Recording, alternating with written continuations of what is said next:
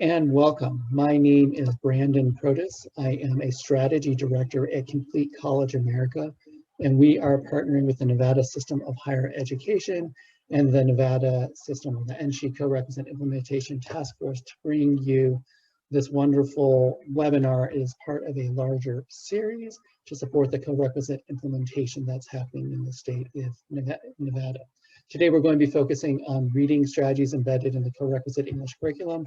And we have some amazing presenters, so you are really fortunate to be part of this today. It is my great pleasure to introduce Crystal Abba, who's going to give a welcome for the state. And Crystal, would you like to take it away? Thank you, Brandon. Good morning, everyone. I'm Crystal Abba, the Vice Chancellor for Academic and Student Affairs. I wanted to take the opportunity this morning to welcome all of you, to thank Brandon and CCA for all the work they have done in coordinating this webinar, and additionally, thank the presenters. You have an incredible lineup today, as Brandon indicated. In addition, I would like to thank each of you, and I wish I could do it individually. I wish we were all in the same room, because I would thank you all individually for the incredible work that you have done in the last 18 months. It is not lost on me or Regent Geddes, who is the chair of the academic committee that supported the adoption of the COREC mandate by fall of 2020, the irony of the effective date that we selected, which is fall of 21. When you go back to June of 19, when the policy was adopted, I don't know if anyone would have selected that implementation date, knowing the incredible challenges that we have faced in the last year in particular. Who would have thought at the adoption of that policy that during the course of doing this work, we would face a global pandemic, an economic downturn, and severe budget reductions? And yet we made the decision, the very conscious decision, to stay the course. And I can't think of any work that the system is doing now that is more important than this COREC implementation.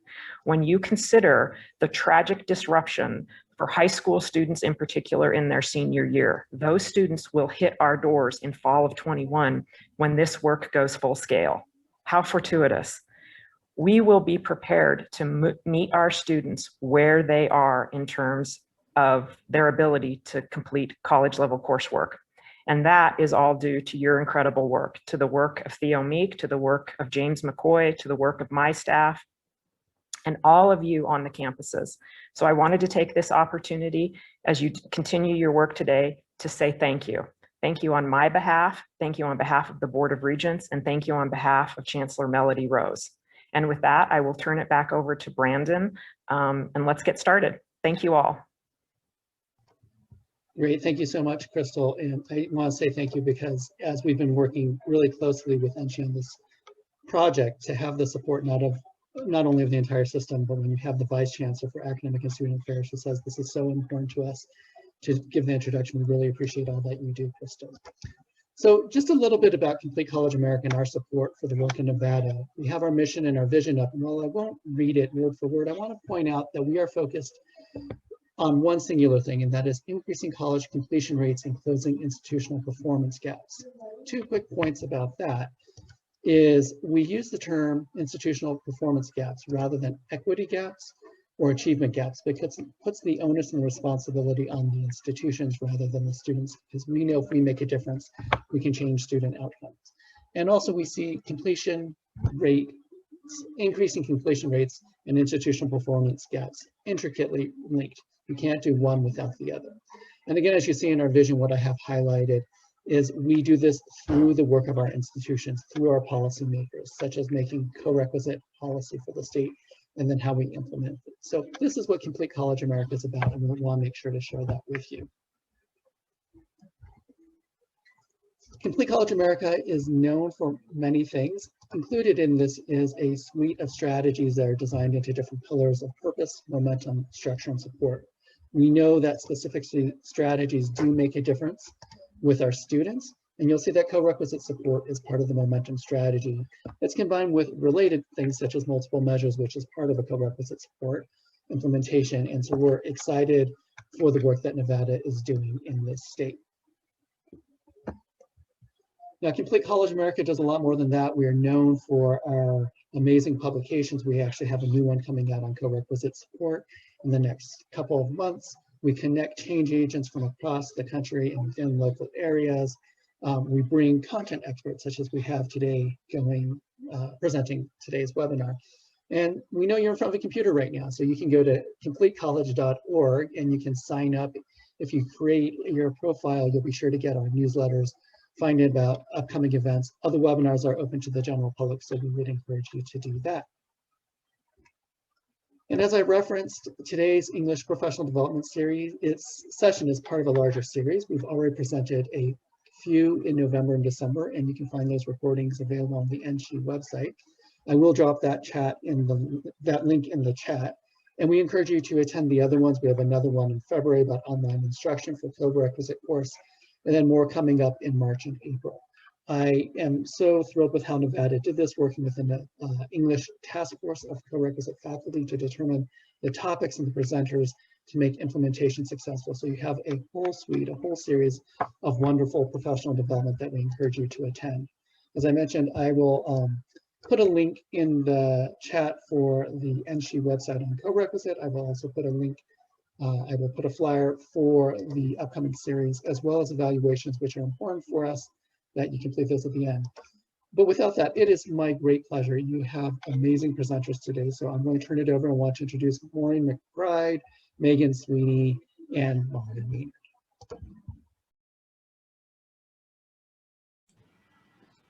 Hi, I am Molly Maynard. I'm the English Department Coordinator at Chucky Meadows Community College. I teach reading, I teach our composition course, and I'm happy to be involved in this. Hi, I'm Maureen McBride. I'm the director of the Writing and Speaking Center at the University of Nevada, Reno. I've been helping with Corequisite models at our institution for a while now. We have done a writing lab as part of our 100J series in the past. I've taught some of these reading type workshops, and then I'll oversee our writing lab and our reading lab that's part of our Corequisite model at UNR.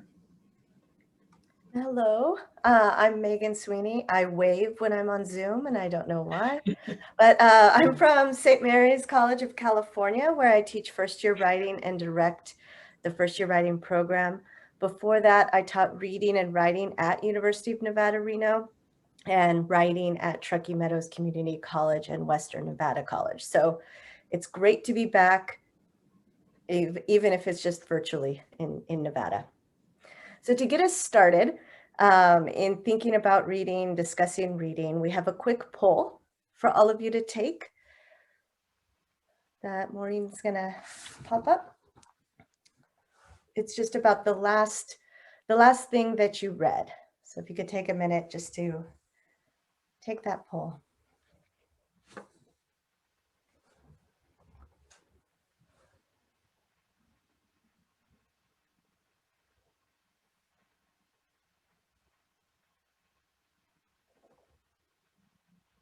It's slow voting this morning. There we go.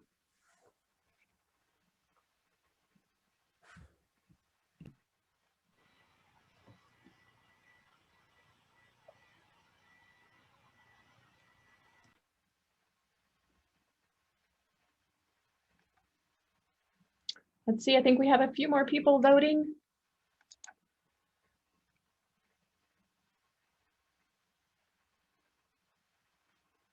All right, I'm going to give it just another few seconds if you want to get your vote in there. A few people have not voted. All right, let me share that out. I think it's really interesting for us just to pause as we're thinking about reading this morning and think about, what are we reading? Why are we reading that? How are we reading that? And if you look at the list, it's a pretty interesting mix. Most people in our session today were reading a novel or a book was the last thing they read. That's what I read this morning too. But you can see email was pretty high. We have 4 people who just read a peer-reviewed journal article, but you can see that percentage is only about 13%. We're a bunch of us academics, right, running around in this world. So this is just to get our thinking focused on reading for today and kind of help us think about, how do we read? how do we ask our students to read? What do we read? What do we ask our students to read? And so how can we do a better job of incorporating that into our co-requisite models? I'm going to hand this now over to Molly. All right, hi, and so we're going to go on, and next slide. And well, actually, Maureen, did you want to go over the agenda, or? Yeah, let me just, sorry, I should have paused here. So we wanted to yeah, no worries. What this will look like today. So our agenda is we have 3 blocks of reading discussion. It will focus on valuing reading first, and Molly will take up that discussion. I'll talk about reading purposes, and then Megan will be focusing on disciplinary literacy. Each presenter will kind of give you these things: an overview, connections to scholarship, talk about different classroom activities that you can incorporate into your own classes. We'll guide you through one activity specifically so you can kind of get some hands-on time with that. And then we'll offer time for discussion and reflection. We do have a list of our references and also a list of our activity descriptions, which we will make available to you via a link and also a PDF at the end. So we're going to start with just a breakout room activity in just a minute, but what it will be is we want you to introduce yourself to your small group. You will be with this group for all of our breakout sessions today. So once you introduce yourself, hopefully you get to know each other, talk about your institutions. I know we're all at different institutions. Our co-recs look a little bit different. But what we want you to get to is, what does reading look like in your classroom? And things that you can think about for this is, what are you assigning? What kinds of texts are you assigning? Do you have a variety? Are they all from a single textbook? You can think about those things. How do you hold your students accountable for that reading, for engaging with the text? That's a good question. And what purposes are you giving students to think about those texts? So I'm actually going to put some of this in the chat just so that you have it available to you when you are in your breakout rooms, in case you're like, what did she say we're supposed to be doing? So this will go into the chat. And then Brandon will put you randomly. It's just a random selection. We'll give you about 12 minutes. We'll make sure that you get that notification that we're going to be closing those breakout rooms, and then you'll be pulled back into this main room. So go have a great introduction with each other and talk about, what does reading look like in your classroom? And just a reminder, we will pause the recording during the breakout rooms, so please feel free to have candid conversation. Maureen, 12 minutes for the breakout rooms, is that correct? Yes, I'm going to assign people now. Please have some great conversations.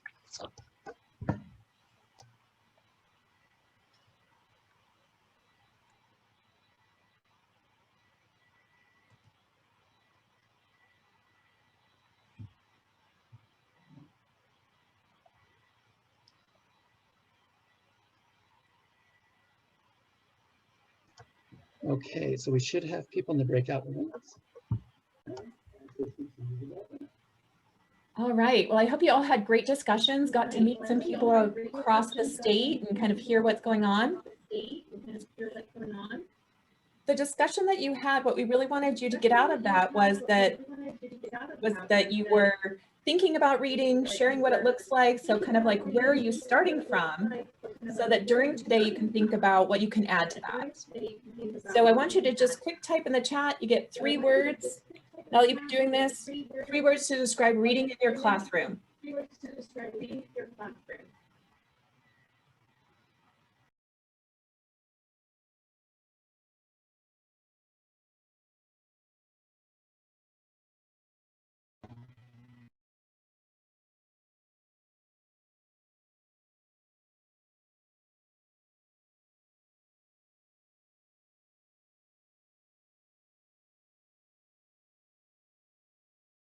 If you had a hard time hearing me, I just typed that in. I'm starting to see some great stuff in the chat. I think you should revisit some of these. I liked one I saw, equal component. I'm so excited to hear that and see that. Connected, relevant, interesting, self-directed, personal. Robin was taking a few more words than 3, but that's okay. Collaborative, exploratory, annotation. I love all of this. So really what we want you to do is to, where am I at? What can I add? Right now, I'm going to turn it over to Molly to talk about value in reading. Hi, great. So thank you for sharing what reading looks like in your classroom. We're going to be talking about some of the things that you brought up in chat throughout the session. So in this part of the session, we're really kind of thinking about making a shift from assigning to teaching readings. So we're focusing on that and asking you to think about how you can value reading in the classroom by doing some backward design. So a real common approach when we're planning curriculum for a co-requisite composition course is to think about how we're assigning those texts. Maybe we're assigning some texts that convey information about composition, like a chapter on argument. We probably have some readings assigned to concepts that we're building our writing assignments around, a chapter on unit on identity, for example. We have maybe some readings that we're assigning as writing models for the kind of writing we want our students to do. And we're probably also thinking a little bit about getting engaging or entertainment in there somewhere a little with the readings, those readings that get a great classroom discussion going. We're probably also planning some assessment as we design our classroom. So maybe some summary and response, maybe some reading quizzes, maybe we're requiring some assigned readings as sources for essays. But I want us to also think about, are we actively teaching students how and why to read?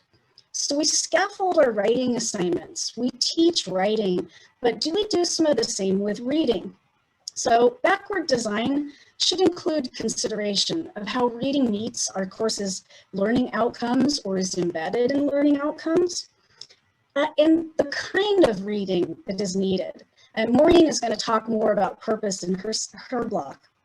But we want to think about the attitudes and activities and assessments that will encourage those kinds of reading. Maybe in particular for our co-requisite students, we may have fears like, I don't even know if they can read at college level. And we do need to sort of teach some of the reading process and skills, such as identifying main ideas, but not as discrete lessons or discrete units, but as embedded and as part of the process of engaging with texts throughout the course. Students can and should engage in higher order thinking and reading while polishing or learning comprehension strategies. So we want to scaffold. We want to think about the type of reading we're assigning and the types of skills we're building. But we don't want to approach reading as this simple linear progression. If we think about the differences between the composition courses we have, our 101, our 102, what used to be developmental, there's very few concepts related to composition where you master that concept once and then you're done with it and you move on. If we think about citation, for example, you don't do a lesson on citation and bam, they've got it. It's teaching and it gets more complex as we go along. And the same sort of general philosophy applies to reading. So our purpose is to create a framework for encouraging students to value reading, which includes teaching as well as assigning reading. All right, so our next point we'll look at is sort of the theory. There's quite a bit of research on students' reading behavior. Students often don't see the value in reading because it's kind of invisible to them, and composition is visible. And students opt to not spend time reading if they don't see value in spending their time on it.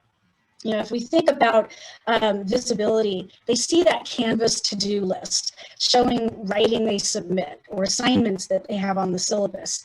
And sometimes reading can be perceived as a means to an end. But the good news is that instructors do have an impact on students' reading behavior. So we can make a change there. So you took a poll earlier. I'm going to pull this up and share results. And we had a couple questions on the poll that were related to reading. And so our first question there was, are your students reading everything you assign, what you assign? And we've kind of got there, right, like 48% are saying most students read what I assign. Another 30%, 9%, we've got some of the students doing the reading. 10%, it's hard to tell if they're doing reading. 10%, they struggle with reading directions. 3%, many of them skip the reading. So we kind of are seeing here, okay, not all of the students are doing all of the reading all of the time. And that certainly kind of actually lines up with research. Most of the research kind of shows that students are frequently skipping reading. Actually, it's interesting. They do that much less in English courses than in other courses. But in terms of the depth of how they're reading, we've got 23% saying that they demonstrate close and or critical reading. About 61%, they're reading for the gist. And then we've got 13% they express frustration or other signs of just giving up. And then they demonstrate that they aren't reading. And again, this also actually kind of lines up with research, which shows that oftentimes they're not quite reading at the level that we'd like them to read. And that they don't read at that depth because they perceive that the investment of time isn't worth it. So next, we're going to look at some behaviors we can do that actually help students to value reading. So some of the behaviors that help us value reading, and of course, if there's an assessment, students are more likely to read, but we can't grade everything. So one way that we can help value reading in our classroom is by explaining the purpose of our reading. And again, Maureen's going to expand more in this concept, but being explicit about why they've been assigned something actually makes it more likely that they will actually read it, and it guides them as to how to read it at the level of what they should read it. If you're expecting them to read it just for information, or if you're expecting them to do that close critical reading. Another behavior that it can help value reading is to fully incorporating it. And this goes back to that backward design and that planning. So if you assign a reading, don't undercut it. As your lesson planning, consider, are you allocating that class time to summarizing it or otherwise covering concepts from what you've assigned them to read? For example, if you have them read a chapter on citing sources, and then they come to class and you have half an hour that you're lecturing on the main points of that chapter, they're less likely to read in the future. So if they know that you're going to provide them the Cliff Note version, they're more likely to skip. So we're going to look at some ideas of how you can do activities for checking concept knowledge and providing additional information if needed, kind of in just a few minutes. Another thing that you can do to help value reading is to limit directive class discussions. Directive class discussions are where the teacher's kind of like, teacher's got all the book knowledge here and is guiding that class. The teacher has the right meaning, has all the good questions. It tends to encourage deferent reading, by which the students have this impression that there's a right answer to the reading. And the smart people in the class or the teacher is the one that's going to lead them to that. Whole class discussions also sometimes allow students to show up and contribute by just giving a personal response or a response to the topic itself. So they could have just done a skim reading. It doesn't really require close reading to give that sort of contribution.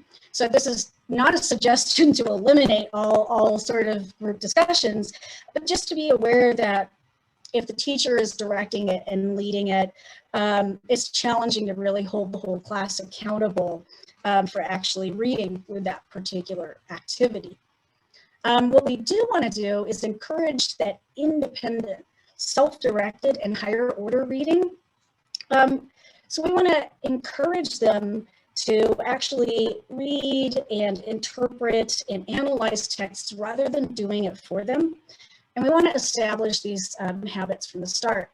So if we think of just one way that philosophically we could do this, instead of on the first day of class reading the syllabus to them, have them do the reading, have them read and do a quiz later on it, have them paraphrase the classroom policy, have them locate some unfamiliar words. Maybe ask them some early rhetorical questions. What is the purpose and audience of a syllabus? Discuss your expectations of how you're going to use texts like the syllabus as a reference material, just kind of like the handbook. And of course, redirect them to get them to reread that syllabus for themselves throughout the semester. So you get those syllabus questions, you know, a couple weeks in, what's the late policy on that? And instead of just answering for them, encourage them to do that rereading. Oh, so you're asking about an assignment policy. That's in the assignment policy part of the syllabus. And so it's again, encouraging them to do the reading themselves. So main point here, encourage your students to value reading by fully incorporating it into your pedagogy. All right, so next we're going to look at some suggestions, both general and specific, for how you can teach the general process of reading any kind of text. My first suggestion here would be to model previewing and active reading, and really importantly, metacognition. So post-reading, pulling that reading together, but that metacognition, the awareness of how they're reading. By modeling it yourself, show them how as a reader, you approach difficult texts. So I will say instruction manuals. That's a difficult text to me. I have to go and kind of like reread and look at the diagram, etc., and so forth. But give them some of that guidance on the process. Talk out loud about how you preview and notice maybe titles or other text features before you start reading. Show them your annotations, show them maybe your notes. Ask questions about the reading process in discussion forums or as quick or formal reflections. So we have some questions here about what previewing strategies did you use? Why was it or why wasn't it effective? What active reading strategies did you use? Were those active reading strategies purpose? Did you lose focus when you were reading or not? So we're getting them to really kind of think about the reading process throughout the semester. Besides just modeling and discussing our own reading process, we have strategies like variations of KWLQ, PILLAR, reading strategies have lots of fun acronyms. We have some of these in our resources so that you will have access to these. But these sort of specific strategies sort of give them some guidance on steps in the reading process. So in this variation, we have some guiding questions for them, guiding things they can do before they start reading so that we're getting to think about looking at titles and headers to anticipate some questions. And then getting in sort of that metacognition, what are their goals for reading, asking them to think about purpose. During reading, we have some other questions about paying attention to comprehension of points, but also paying attention to things that were confusing or challenging to them. And then as post-reading, again, we have some guidance on how to pull together main ideas, to check their comprehension, to do some synthesis there, and again, to reflect on that sort of metacognitive purpose. This helps me with my goal of doing this. So all of these are things that we can use to, again, kind of honor the reading process. Zoom polls are another really good, quick way that you can incorporate reading process into the class. Same with chats. So you can use them to preview or check background knowledge. So for example, when we did our poll on reading, we were kind of acknowledging or getting you to think about sort of what is your background knowledge in terms of the reading process and experience. And so Zoom polls or chat are a really good way to just kind of incorporate little pieces of the reading process into your classroom every day. So main point here is by being really explicit about how and why you read and being explicit and encouraging parts of that reading process, it encourages students to value reading. All right, so next, we're going to look at some suggestions for activities with texts when comprehension is the goal. So these type of activities are good for checking comprehension of informational texts or concept development, etc. So these kind of activities work well with sort of a flipped classroom approach. So they're doing activities based on a reading that you assigned them. So maybe you assigned a chapter or a few pages on the process of writing an analysis. Instead of coming in and just talking about that and summing up the chapters, the points from the chapter, have them create a process graphic of how to do an analysis. Maybe you had them read about how to do the writing process. They could do a spider map of the writing process. Maybe they had a text that had a couple different categories like a matrix. They could create a table with 2 columns and quickly jot main points and a 2-sentence summary in there. So the nice thing about these comprehension checks, they take maybe like 10 minutes. You don't need to grade it, but it's a quick visual way to see if students get a concept.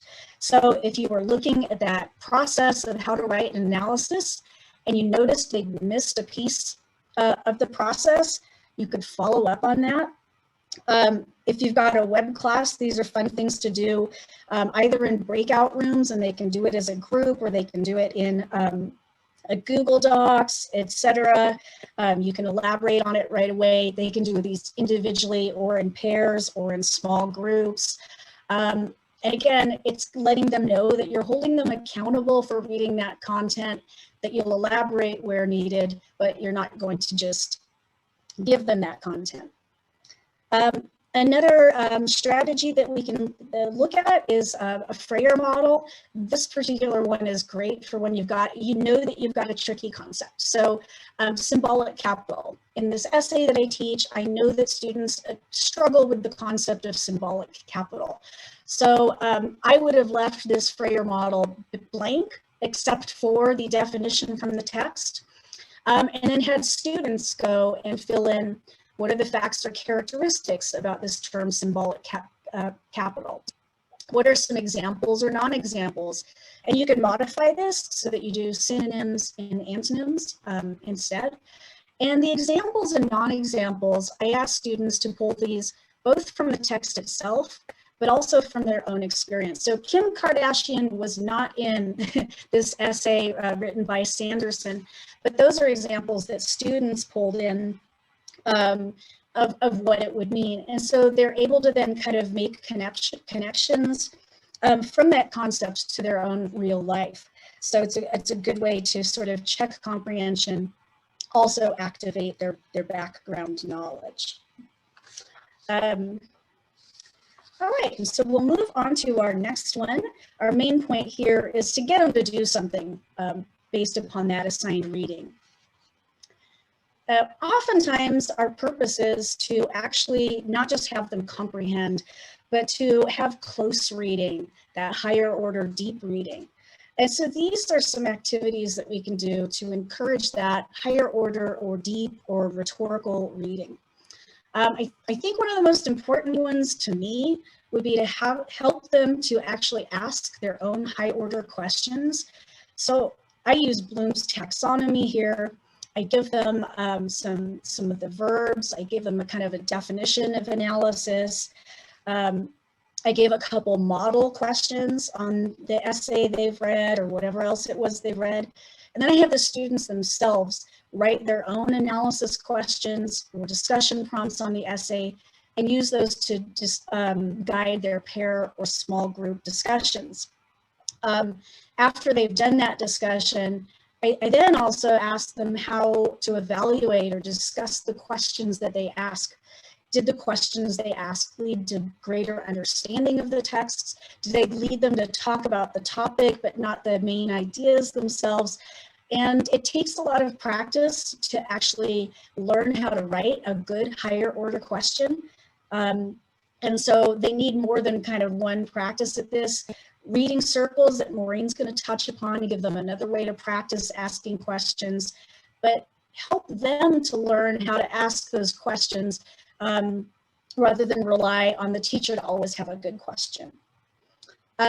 Double entry journals. So double entry journals are great for reading, and you can modify those prompts to sort of help direct the kind of reading you want to do. So if you're working on rhetorical analysis, change those double entry prompts to ask them to respond to things in the text, such as logos, ethos, pathos, author's purpose. And so that can be a great way to encourage the higher order reading, but also sort of model and prepare for their writing. Google Docs and Canvas collaborations is a great tool for both comprehension but higher order reading. And so you can use those live or through a web class, have students maybe just really quick and identify audience, identify stance in this essay that we've read. It's a great way to encourage that higher level reading, but also respond really quickly when you recognize that they don't maybe understand a rhetorical concept. So, you know, if they're completely off with stance, it's teaching kind of right there in the moment. And then finally, intertextuality. Intertextuality is a great way to build that motivation to read, as well as encourage higher order thinking. And so with intertextuality, basically, you're asking students to bring in their own selection of a multimodal text of their own that has some sort of connection to the essay that you assigned or the reading that you assigned. So they might bring in a poem, they might bring in an article, they might bring in a song. You know, in this example, maybe we've assigned a modest proposal, which we know is going to be a challenging text, and maybe a student is clever and brings in the onion to show that they've got a connection to the satire there. In peer discussions, then students share the connections that they saw between those texts or between those things. It encourages them to become to not become deferent readers, so that they're making their own meaning, they're making their own connections, and it also helps them to see the social nature of reading. And so next we're going to look at a specific activity that we're going to model and practice. This is based really loosely on Salvatore's difficulty paper. So Salvatore kind of saw that too often teachers solve reading problems for students. So for example, you've got class discussions where the teacher is asking all the leading questions, walking the class through the difficult passage, explaining the terminology. And so a difficulty paper asks students to identify and record what they perceive as a difficulty in an assigned text and to submit their paper before class discussion. Those difficulties are then grouped by patterns and discussed, which validates the assumptions. And it helps to discourage students from seeing difficulties as meaningful. After weeks of this process, students internalize it and are able to see as difficulties as opportunities for growth. In some ways, we might sort of think about it like on the writing side.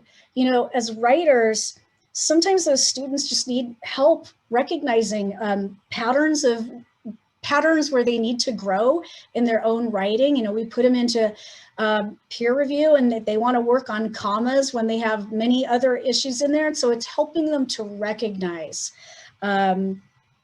difficulties. Things such as the organization of a text, including text features. Maybe they're struggling finding thesis, or they struggled with the vocabulary, or recognizing the author's purpose, their background knowledge.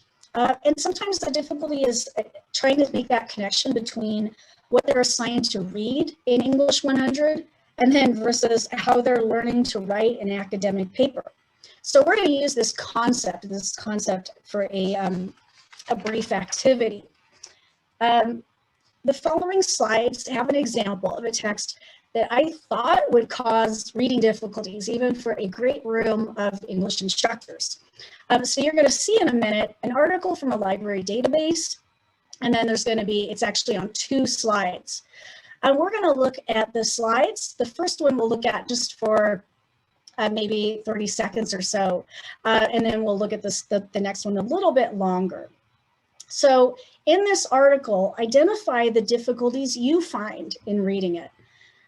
We're then going to go into breakout rooms, and you'll discuss the common difficulties that you had with this text, what you did to try to make meaning of the text, and how you might use this concept in your own classroom. And then your group will put 3 shared difficulties in chat. Now we're going to go ahead and put those questions in chat as well, so you'll have those chat. So here is the text that I thought might be a challenge. And so you might, as we're looking at this, and we'll just kind of take a minute to think about this. This is a graphical abstract from a journal. And so how do you read this?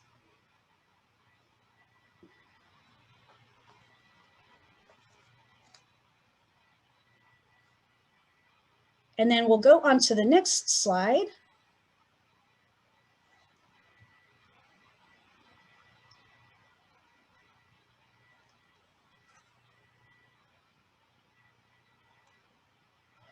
And here's the text of the abstract. And again, this one might have some challenges as well. And so we'll just take a minute here to look at it. I'll read through kind of quickly, and then we will put this in the chat in the breakout room.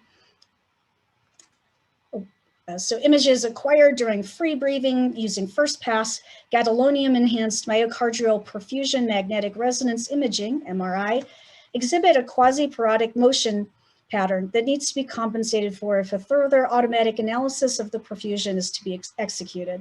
In this work, we represent a method to compensate this movement by combining independent component analysis, ICA, and image registration.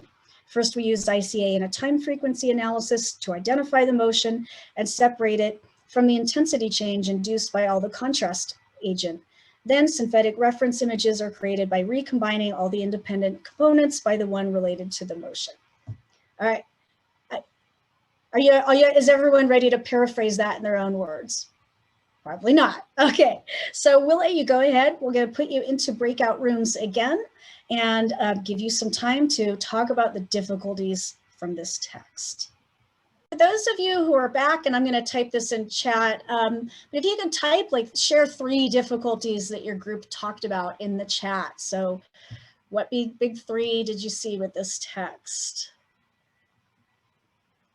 And we're probably getting pretty close to everyone back, I'm guessing.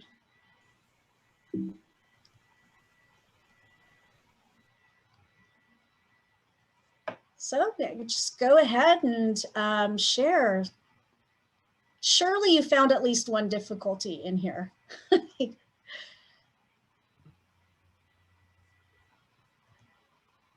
I'm seeing context a lot, yeah. Right, yeah, absolutely. So the context, the jargon, not being interested in that particular like thing, the images, yeah, vocabulary. What was your purpose for reading it? Why did I make you read that? A vocabulary coming up a lot there. Yeah, understanding genre. I think even for us as English professors, we're not used. I have never seen a graphical abstract before, so I thought that was like, oh, there's a text feature that I'm not familiar with. Yeah, the images not identified in there, kind of badly done, and part of that could have been like me copy pasting this from a journal article. Yeah, the purpose of the text.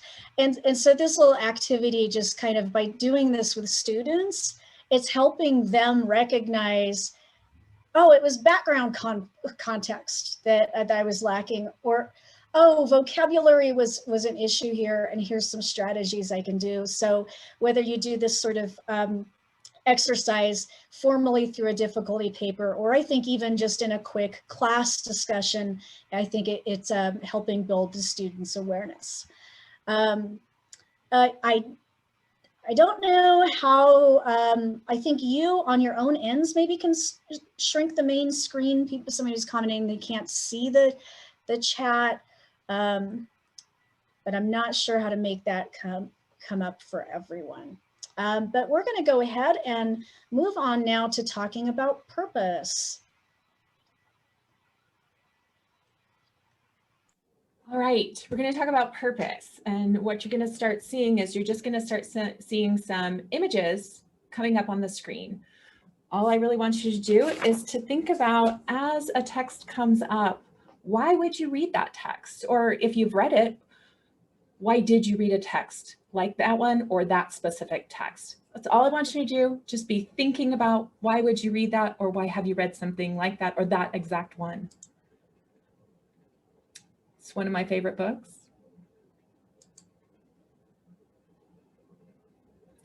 Seeing a textbook about planets. A Napoleon Dynamite meme. Math poetry. I agree, Pluto's a planet in there, Joseph. I'm going to go with that too. I'm that old. And a peer-reviewed journal article. I wanted to bring this up because a lot of what we need to think about are some texts naturally have kind of a purpose maybe attached to them. Not sure many people are going to be reading the Napoleon Dynamite meme for an academic purpose, but here's the thing, they could. When I think of All the Light We Cannot See, I can think of how it could be used in a class. I read it for entertainment. When I think about the peer-reviewed journal articles, I sometimes think about, sometimes I pick them up for myself, right? I'm interested, I'm grabbing that. And sometimes I'm working on a project. So I might be reading it as a model for a text I'm writing. So just starting to really get your mind around how much purpose influences what we read and how we read, and how we can help make this more visible and an active part of our classrooms to really support our students. So this quote, I love this quote from a 12th grader, right? For many of us, this is the bulk of the students who will be coming into our co-requisite classes. I know that, we will see students from different areas, time periods in their lives, maybe returning students, but a lot of them are coming here and what they're seeing is, I just read it. I read it, good students read it, they get some information out and then they answer some questions, right? This kind of read it to complete and answer questions. If we don't give purpose and we don't have these discussions explicitly, they're just reading to answer, which is not tapping into that higher order thinking that Molly was talking about, right? It's not engaging them as learners within the process of reading. It just kind of gets them stuck a little bit. So process affects how we read. And there we go. The why affects the how. And I want us to think about this and make it visible in our own classrooms by really kind of stepping back. We can model how we read. We can talk about purpose. We'll talk about some of these ways to do this. For many of our students, they just assume the text is going to tell us what its purpose is, or the instructor is going to tell me why I'm reading this. And sometimes I don't think we always do that. I know that in some of the research that I've done on reading, I've seen that when an instructor assigns a text, and they maybe mean it for like, we're going to do some background reading and thinking about this topic, a student assumes that's a model for the essay they want me to write. Now, if what you chose was something that was maybe a fictional text or even a peer-reviewed journal article, you're probably not expecting your English 100 student to come in and model that. There may be components that you are, but right, students may assume certain purposes if we're not really having this discussions with them. So our students who are struggling readers, and that's a lot of our English 100 students, would identify as, I don't like reading, I don't identify as a reader, I don't read if I don't have to. For them, they kind of believe that academic texts are for smart people and they don't include themselves in that group. They're like, well, other people understand them. It's easy for them to read it and know what to do with it.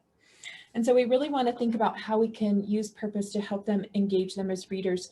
Some really specific questions are, why am I reading this?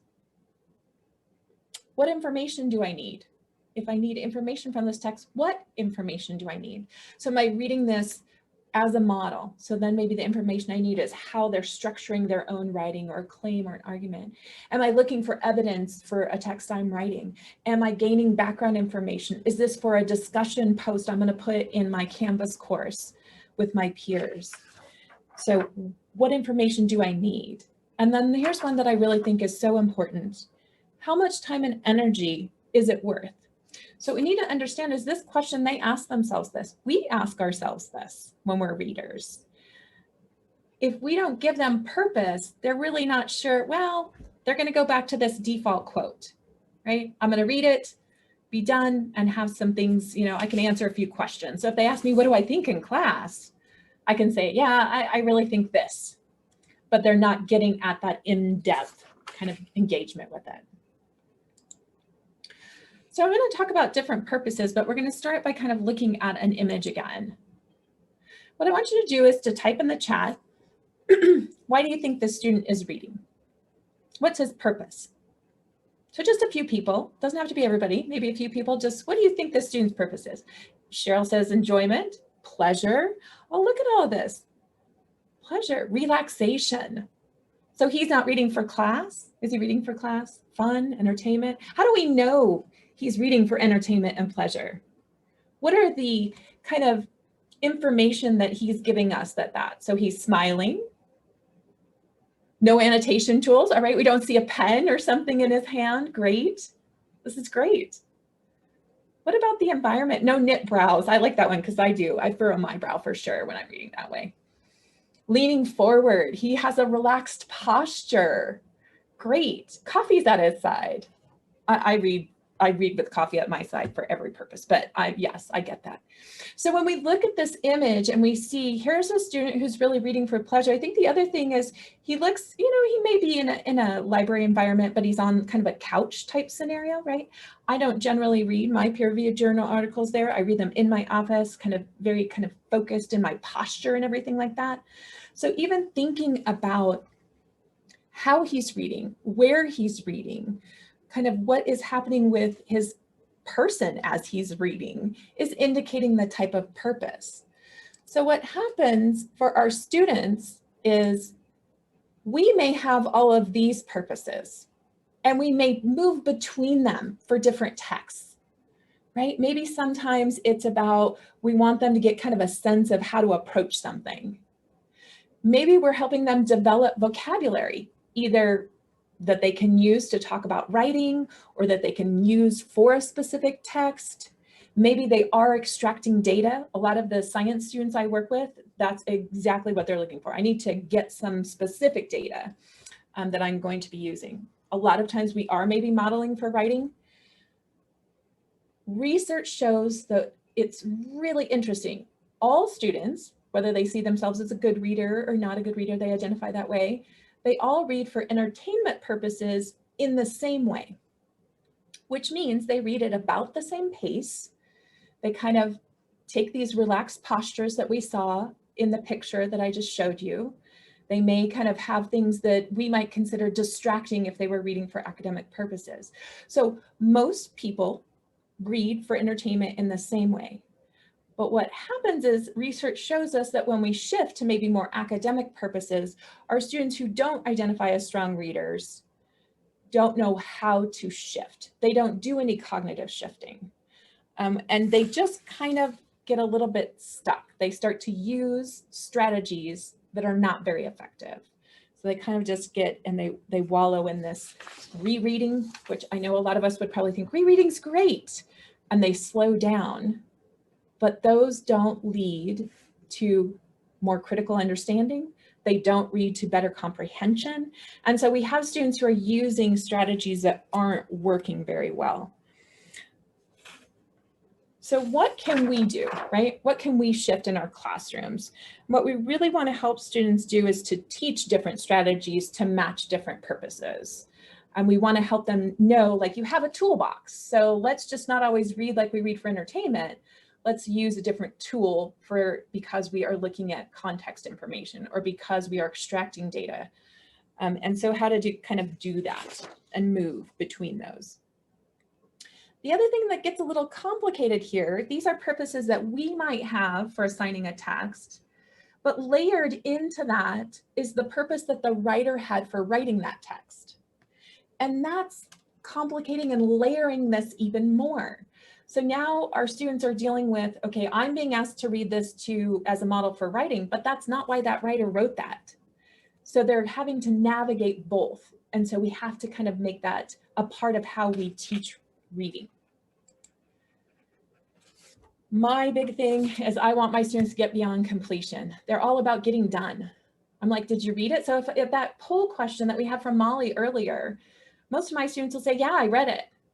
But if I want them to do something with it, I'm like, okay, so what'd you understand from the text? Well, I didn't really read it to understand it. I read it to be done.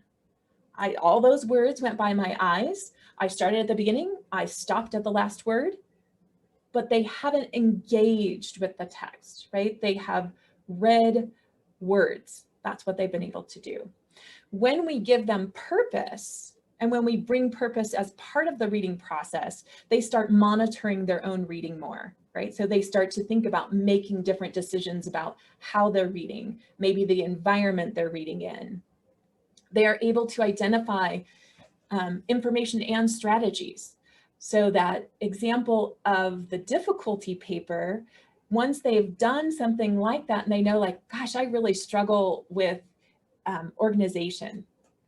Well, once they can think about, so how do I move past that, which is really the goal of that difficulty paper, then they can use that strategy in another situation, right? They can pull that forward. Okay, I'm encountering a difficulty. Let me stop, see what's going on with that, and then move past it. Versus if they don't kind of develop that, they just stop and they get stuck. So purpose brings through critical understanding, because I remember they're navigating what was the writer's purpose and why am I reading this? Why have I been asked to read this? They are reducing frustration. And we saw that in some of your poll comments as well about them getting frustrated, and that sometimes leading to, I'm done. I know that I found for some of my students, if I asked them to read anything more than 4 pages, they were like, I read 4. I'm like, well, it was 8. Why didn't you read 8? Like, well, didn't seem like there was reason to read 8, right? They don't know how to keep reading. They don't know how to sustain that. They don't know what they're looking for. And so kind of giving that to them. My favorite part of this is that using purpose and building this into the reading process creates agency for our learners. I'm going to say that one more time because I think it's so important. Building purpose into our reading and our instruction in our classrooms creates and maintains agency for our learners. And this is critical for college students to feel like they are agentive learners. They're a part of it. They're in control of it. They're an active member of their learning. So it has so many values that we need to kind of keep in mind. And this is why we would use purpose in this. Now, there are lots of things that you can do with purpose. I'm going to go through these really quickly. We do have a handout that gives kind of descriptions of these so that if you wanted more information later, you can. Rhetorical reading in terms of purpose is kind of the big ticket one, and there's lots of great research out there about this. This also ties into the discussion that Megan will lead you into about disciplinary literacy. So rhetorical reading's a great approach, and I'm going to show you a quick activity in just a minute. Reading circles where you assign different roles to different readers, right? So maybe you have the reader who's looking for the main point. Maybe you have the reader who's looking at, what is some abstract vocabulary and how do we understand that? Maybe you have a reader who's looking for what are some of the moves the writer is making? How are they using different appeals? Reverse outlining, so where you reverse outline the reading. And that's just where they're going to go through and they're going to say what each paragraph, what's the main point of that, right? And so then looking at that, when they extract that outline, they can sometimes say, so what does that add up to? It can help them visualize that rather than getting kind of overwhelmed by a bulk of text. Social annotation. I'm going to point this out on your Zoom screens too. I love this now about Zoom. Hopefully you can see the annotation tool. If not, it might be because the security is not on it, but Zoom now allows for annotation. So we can dump a PDF into a Zoom environment if we're teaching remotely, and we can all add annotation in real time in our Zoom rooms. What a great way. So we can almost do a reading circle with social annotation together in an environment like this. So lots of benefits to that, but social annotation, they start to see each other's comments, and that starts to build their knowledge too. Shifting purposes, so taking one text and shifting why we would read it. So we'll read it for another reason. We'll read it for another reason. I'm gonna kind of show you an activity like that in just a minute. Modeling reading, Molly talked about this. I cannot emphasize this enough. If you demonstrate that you struggle with reading, if you show how you read for different purposes, if you talk about how you read differently, depending on purpose, depending on text, you start to make that important in your classroom. We had a whole process movement in writing to bring the process into a visible aspect of our classrooms. Reading is that important and needs that too. So your modeling of this. I also do this with students. So I might model reading text, but then I will have students start to model text. Now, this is a new one that I was reading about, Rhetorical Reading Guides. I love it. It was based out of a writing center. So since I'm a writing center director, I love this, but the idea is that you have a student choose a disciplinary text or a difficult text, maybe that abstract that Molly gave us all, right? And so then what you're doing is you're annotating, but you're not annotating for what you're necessarily the information. You're annotating as a reader. As a reader, the writer's creating an expectation for me that I think they're going to do this. As a reader, I'm confused by so it shows how you read a text. As a reader, when I see this header, I think that the next section is not as related to the previous one. But that really starts to make it visible, and it is an engagement with the text itself. So a good example of rhetorical reading, which would be super easy, is if you do something like a précis. What you're doing there, quick summary, then you're having them go into 3 statements. So they do a summary plus, author's purpose, intended audience, and how the text is constructing its purpose. So you can see if you read this particular précis, you'll get down to where it says the fact, and that's where you start to see what was the purpose of this text. And they even say the author's purpose in this particular one.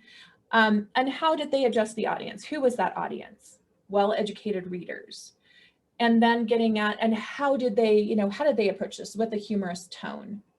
So this gets them thinking about that writer's purpose. And then we might add on to this, now what is our purpose for reading that? Because remember, they're balancing those quite frequently with each other. So I have an activity, hopefully this will not be too long to do this. So we'll just take about 5 minutes and I'll show you how to do this. This is this is the math poem. Well, one of the math poems. If you remember when I initially started, I showed you images. This is a math poem. And so what we're gonna do is we're gonna think about if we were reading for different purposes, what does this look like? What happens when we read this for different purposes? Now, I'm just going to show you, so I'm going to put this in the chat in case we need it. And then I'm going to give you a Padlet link. Has anybody used Padlet? I love Padlet. So this is a link to a Padlet, and I'm going to share this out. But if you follow that link, what we're going to be doing is thinking about, I'm going to do a new share, hopefully. Let me find my Padlet. Hang on. Whoa. So I'm going to stop sharing for a second and then find my Padlet for you. If you go to that.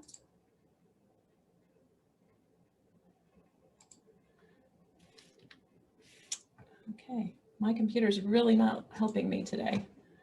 So I think what we'll do is you can follow the link and see how I had it set up, but what we can do is just do this in the chat. If you're reading this poem for entertainment, what do you notice? Now in the Padlet, I have it set up in columns, so you could have students kind of add like, I'm having fun with the wordplay, or if I'm reading for vocabulary, what am I noticing? These are things that I would do with a student in a class, right? So I would have them think through, what does this look like for vocabulary, for connections? So let's just read it this time for enjoyment. What happens when you read this poem for enjoyment? Type that in the chat.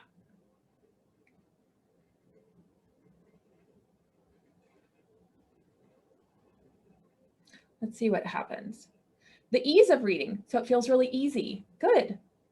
Sound quality. All right. Anybody else? Tone of voice changes.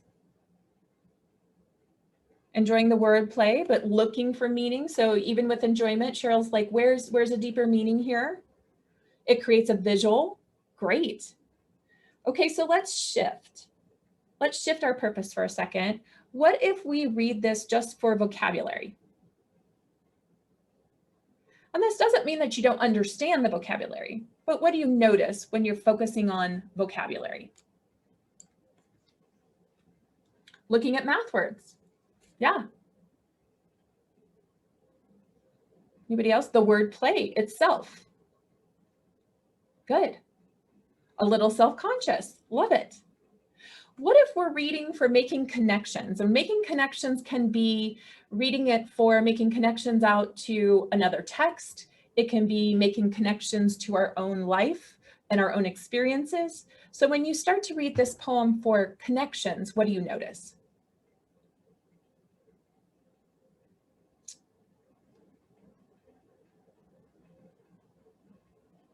Reminds me of struggles with math. Okay. But makes you smile. More engaged. So when you're reading for connections, you're more engaged. Great. The use of I, that personal narrative, you maybe start to see or hear a person behind the text a little bit more. Just how life is a part of our everyday lives, and math is a part of our everyday lives. Okay, so this is pretty simple, right? I chose a very short poem. It's actually written by a student. The purpose that for the writing was to use, I think they had to use a minimum of 10 math terms in a poem. And the poem could be about anything, but they had to use the math terminology within the structure. Now, so we were reading it for totally different reasons than the person who wrote it. But when we were shifting, you can sense, a lot of you talked about how your own engagement with the text changed, how what you were looking for changed, how you saw different things as the purpose shifted as well. So this is a pretty quick thing that you can do with your students, thinking about how to do this. Certainly we could do this with a more complex text, but you could use, this is also how you can use the same text. Let's say you have a text that you want students to go into multiple times. Rereading without a different purpose? No, they need a new reason. So if you send them into a text with one purpose and then you want them to go back into that text, I would say use a new purpose, right? Have them look for something new. And that has them engaging with that same text again, right? Getting a little bit deeper into it. But now they have something to be looking for. They're shifting their strategy as well.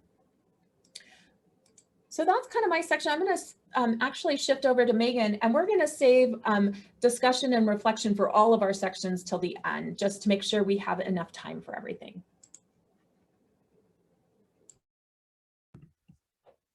All right, I'll remember to unmute myself. That's important. And yeah, I'm going to go ahead and cut off at the my end discussion just for this as well, and we'll just move into Q&A in those last 10 minutes. So I'll move through this pretty quickly so we can make sure to have time with that.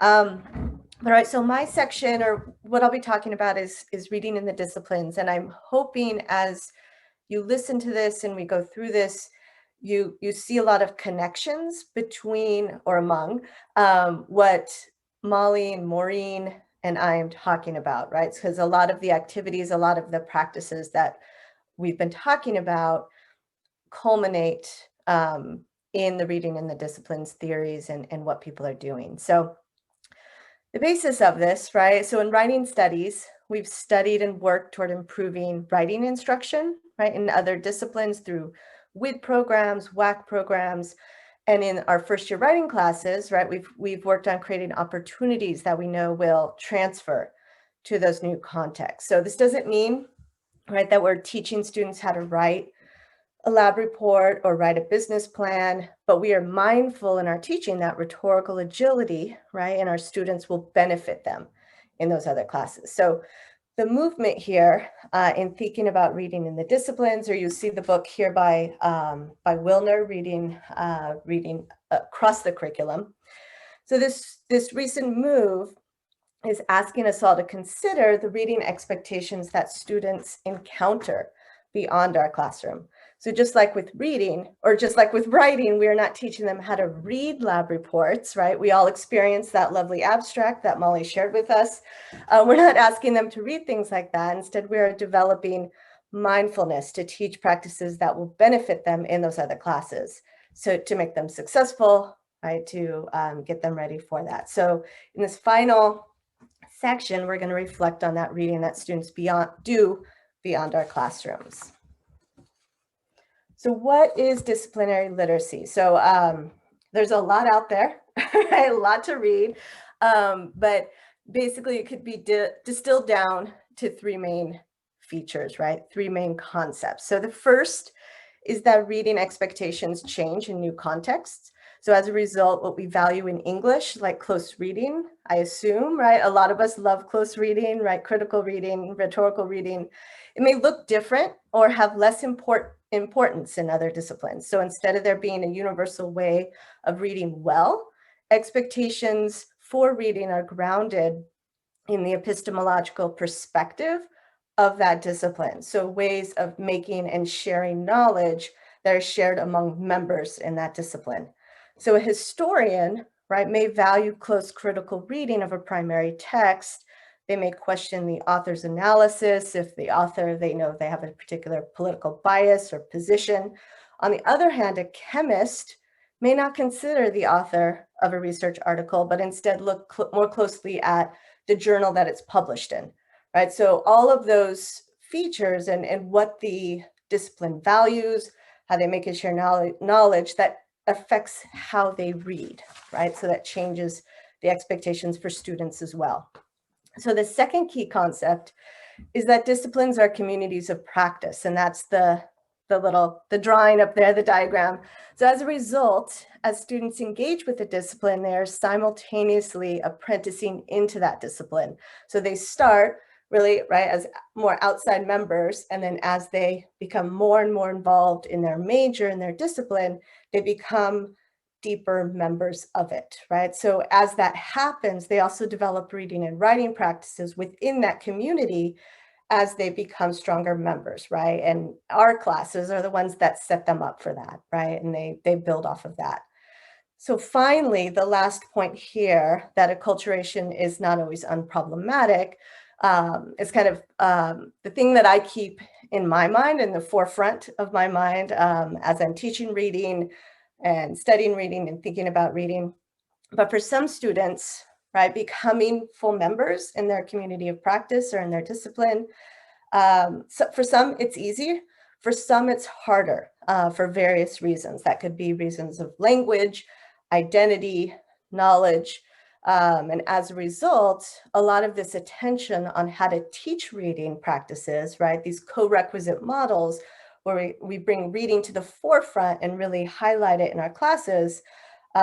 These are ways that we can support students maybe who might have more trouble because of identity markers or language of apprenticing into their disciplines. So us doing this and really thinking about reading in the disciplines is an equity move. And that's one of the key ideas that moves me forward in this. All right, so in thinking about that, right, so what have disciplinary scholars discovered? In education, right, disciplinary literacy scholars study how it is that professors read in their disciplines. And a lot of this work is done to help K through 12 teachers and support the Common Core standards, which, as you know, requires a lot more reading in the disciplines or reading across the content areas. So this is just a snapshot of some things from an article from Shanahan and Misischia from 2011, where they observed differences among professors in these disciplines and found that it varies, right? The ways that they read, it varies across disciplines. So if we just look at one feature, so you'll see sourcing is the second one on that list. So sourcing, as they define it, includes a consideration of where information comes from, who the authors are, what kind of document it is. So I imagine this sounds a lot like information literacy as we talk about it among ourselves, and rhetorical reading, right? Where it's like, who's this author? Where's this coming from? What's the validity here? And what they found is that there's a spectrum, right? The professors are on a spectrum, the disciplines are on a spectrum, where we have history over here, right? The first one, where they have explicit and thorough consideration of who the author is. We have math on the other end, where they are actively seeking to not care about who the author is. So what they care is what's on the page. Is this math making sense? And as they're reading, they're carefully checking those math problems and thinking through that logic. But they actually think that to consider the author would actually be a detriment to their reading. And then we have chemists in the middle who don't use sourcing for interpretation, but definitely do look at, oh, who is this author? What do I know about them? Who is this? Where's this journal? And they place it in that way. So with each of these features, we have those differences. Sometimes there are similarities, but it changes, right? So beyond the disciplinary scholars in education, we also have studies in Compret. So people like us, right, are people who have been doing research on what it is that we teach about writing in our first year writing classes, where it transfers, how it helps students. So from this study from 2016, it's from Lockhart and Soliday, who are over at San Francisco State University. And they do not have a Corequisite model, but they have an integrated reading and writing model that that ensures that reading is taught as explicitly as writing is, right? So I think they're a great place to look in terms of, you know, guidance and to see what's happening with reading. So what they found, right? So they studied students in their final year of college, and they interviewed them to find out what it was with their reading and writing that helped them. And overwhelmingly, the students talked about the reading practices, the reading activities that they did in their first year writing classes were what helped them be successful in their majors. So first, and I just have them blocked down in these four categories. But first, they reported that learning additional reading strategies, like what Molly was talking about earlier with annotation, helped them become more active readers. Right, so annotation was a big thing that they talked about, having that explicitly taught and understood how to help them with their reading through it. Second, forming their own way of annotation allowed them to build more critical reading skills as they advanced in their reading and in their communities of practice. Third, they linked reading to their thinking. So linking ideas, synthesizing ideas, dialoguing with texts and more. They also engaged with difficulty in their reading. And the difficulty paper is something that a lot of people teach at San Francisco State University. So having those explicit moments where they engaged with difficulty helped them as they reached and were asked to read more and more difficult texts. They were successful because of that. And finally, they used reading to become more rhetorically aware. So activities like pre-reading, previewing, annotating, dialoguing with texts, using graphic organizers, all of that the students identified as preparing them to read new genres with the rhetorical attunement.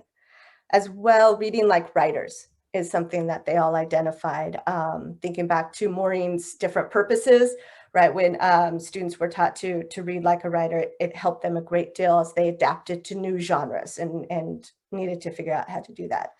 So all of this, right, is to say, just looking at just these two studies, I'm hoping you can see all of those links and those threads as students, as the disciplinary scholars are seeing these differences among professors in the disciplines, but then also Lockhart and Soliday, interviewing students and watching these reading practices that were taught in the first year writing class emerge and become important even in their sophomore, junior, and senior year. So this last part, and I'm gonna just close this out 1 minute. What I have here is just sharing an activity as we think about this, right? So along with these ideas, right, of engagement, purpose that we've talked about, one thing that can also be done in a reading classroom is making some of this more explicit, right? This transition into disciplinary reading. So making the overt connections to the changing genres in the disciplines, the changing purposes, the changing ways of reading. So the need for rhetorical reading strategies and all of that. So what I have here is just one example, right? So on one side is a research article abstract from Nature. It's another impossible text. And then on the other side is a science brief, which is describing the exact same study, but it's written for science journalists. So more words are defined, purpose is explained, pronouns change. So the students looking at things side by side and doing comparative analyses of different genres can help them start to see these shifts in, as we change audience, what happens in terms of what the writer includes and excludes. And then the next thing is just showing a basic chart of, it's similar to a graphic organizer of just taking students through that rhetorical reading. Both of these are on the handout that we're sharing with everyone, so you can look at it more closely. But the activities from Bowarshi and Rife, who do a lot of rhetorical genre analysis. But this is kind of just thinking through, okay, so after reading all these practices, how do we get students thinking about, okay, what's beyond this classroom? What's next for them? Right, and then on that note, I think we have 10 minutes left. So instead of doing our reflection, right, everyone in agreement, we should just move into Q&A, general Q&A. Sound good? Cool, great, thank you. And I just put in the chat a link to a Google Doc that has our references and descriptions of some of the activities we talked about. I think a PDF of this will also be made available to you, but if I thought the Google Doc might be useful if you wanted to grab something and kind of change it and make it your own, or if you wanted to link through to some of those references. So that is available in the chat, and you will also get a PDF of that.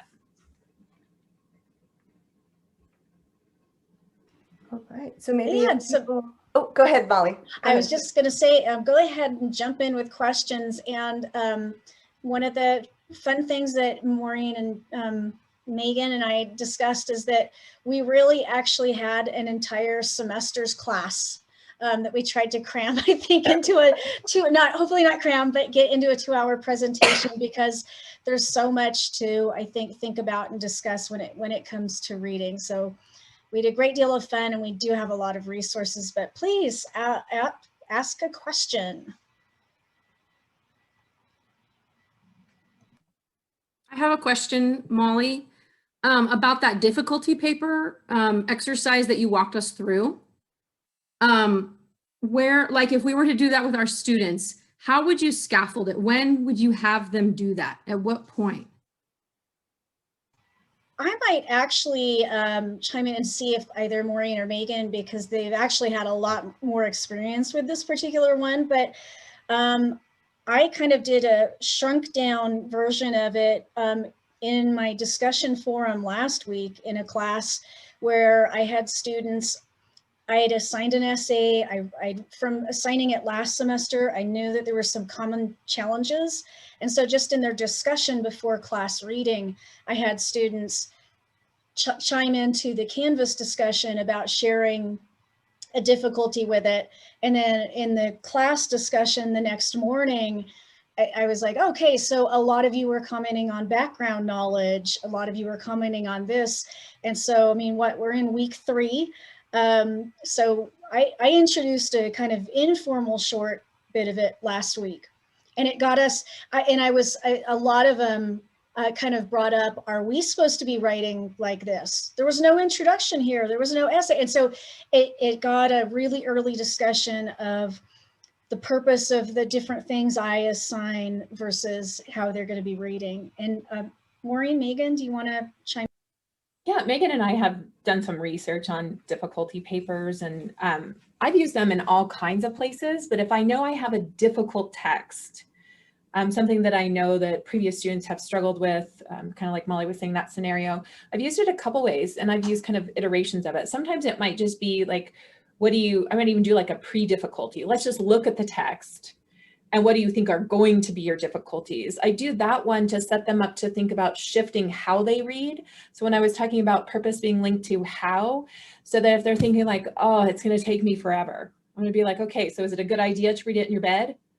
So we might even just do some really practical talk about that, right? Or that idea of, okay, if it's going to be hard, do you want to make sure you have a pen or a way to annotate it ready to go? Like if we're thinking about that picture of the college student who's having fun. So sometimes I use it that way. And then when I want them to move into more critical thinking with it, I'm going to say, what's something that was hard in the text? And then I can direct, again, a purpose, right? So if it's reading as a model, so what did you find difficult in understanding why they did certain things in their organization? And they're going to write about this. This is going to be before we do much more than preview a text. I want them to go do this a little bit on their own and engage with it that way. That's to bring, kind of that agency forward. And Megan's used them before too. So she might be able to talk about how she uses them. Yeah, just really quickly, I'll use it at the beginning of a semester to scaffold, to really get buy-in of, so I'll use that with a difficult text and then explore what are the difficulties that we had. And then so as we go over reading strategies or practices like previewing a text, you have that as the remember when, remember that difficulty you felt in that moment when we didn't do this, or, activating schema with KWL plus. And so getting that, like those difficulties we faced. And I think that's a great way with as well, annotation and, so all of those activities as a way to move past or move through or help with those difficulties. I think Elaine, you have a question about prioritizing reading instruction? But one of the things that I've noticed, and I'm sure others has too, is that so many times there's so many things our students need from the very beginning.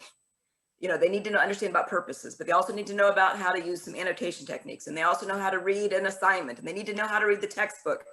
Do you have any suggestions about how to prioritize when they need everything at the beginning, how to lay that out? Well, you're right. You can't do it all at once. I think this. So I used to love, I love to read myself. So I would assign a ton of stuff, but I think it goes back to what Molly talked about. If you're not going to use it or hold them accountable, so maybe considering reducing the number of texts so that you have more ways that then you have more time to engage with the text in different ways, right? Bring some of this forward. So I sometimes, I will lay out my reading, and then I always have to be like, Maureen, scale that back, right? And so then I start pulling some off so that I can do more with what I have. I think, difficulties are great to start with because, again, if they don't learn how to overcome them, it just bogs down everything. So that can be if I'm prioritizing something, I actually prioritize that first initially, and then start moving into that, because I know I'm not going to get to critical understanding if they're still stuck on a difficulty that they don't know how to manage. But I don't know if Molly or Megan have other ideas. I was going to chime in. I think it's kind of similar to our approach with composition. I know like my first semester teaching comp, I was like, I've got to teach how can I even assign that first essay, because I haven't covered paragraphs. I haven't covered formatting. I haven't covered. And so I felt like I had to teach them everything before the first essay. And then eventually you sort of realize it's okay. I can get to that first essay even if I haven't taught every aspect of the writing process completely and thoroughly. And so I sort of see reading this the same way. You're going to start talking about the readings and you're not going to have thoroughly covered every bit of the reading process. But if you're sort of seeing that as you're doing multiple things as once, so maybe you're talking, introducing like the previewing or some of that, and working on the comprehension, but dotting in a little of the higher order stuff as well, and some of the rhetorical stuff as well, you'll eventually progress through with the semester. And I don't know, Megan? No, yeah, I agree completely. That's what I would do as well. Yeah. I just view it like that writing class of you can't do it all at once, but yeah, the earlier comprehension, activating schema, getting them practice with having those good reading practices, and then building from there into rhetorical reading. And with that, we are actually at time. So I want to extend a very warm and big thank you to Maureen, Megan, and Molly for this wonderful webinar.